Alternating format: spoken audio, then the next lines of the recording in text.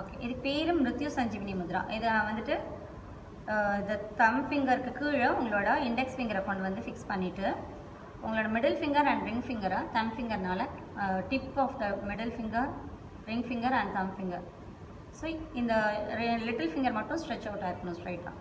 This is அப்பான வாயு முத்ரான்னு சொல்லுவாங்க. மிருத்யு சஞ்சீவினி முத்ரான்னு பேர். ஹார்ட்டில் பிளாக்ஸ் இருந்தால் ஒரு வாரம் 10 நாள் பண்ணால் எங்கே இருக்குன்னே தெரியாமல் போயிடும், இருந்ததுன்னே தெரியாமல் போயிடும், அந்தளவுக்கு கரைஞ்சிரும் ஈஸியாக.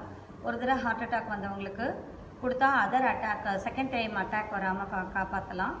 அண்ட் இன்கேஸ் ஒருத்தர் அட்டாக்ல கஷ்டப்படுறாங்க அப்படின்னா அவளுக்கு வைக்க முடியாது அந்த டைத்தில், நீங்கள் போய் அவங்க கையை இப்படி வச்சு இப்படி பிடிச்சிட்டு இருந்தீங்கன்னா அவங்கள ஹாஸ்பிட்டல் கூப்பிட்டு போகிற வரைக்கும் எந்த பிரச்சனையும் இல்லாமல் கொண்டு போயிட்டு அப்புறமா மெடிக்கேஷன் கொடுக்க ஆரம்பிக்கலாம். அந்த மாதிரி. ஏன்னா இன்பிட்வீனில் நிறைய பேர் வந்துட்டு ஹார்ட் அட்டாக்ல போகிற வழியில் இறந்துட்டாங்க அப்படின்லாம் வருது இல்லை, அதெல்லாம் நம்ம அவாய்ட் பண்ணலாம்.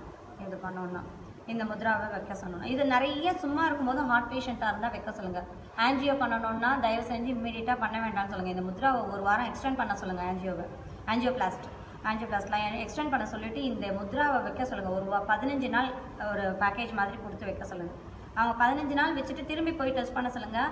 எங்கே பிளாக்ஸ் இருந்ததுன்னே தெரியாமல் போயிடும். அந்த அளவுக்கு the best Mudra, wonderful Mudra, மிருத்யு சஞ்சீவினி முத்ரா.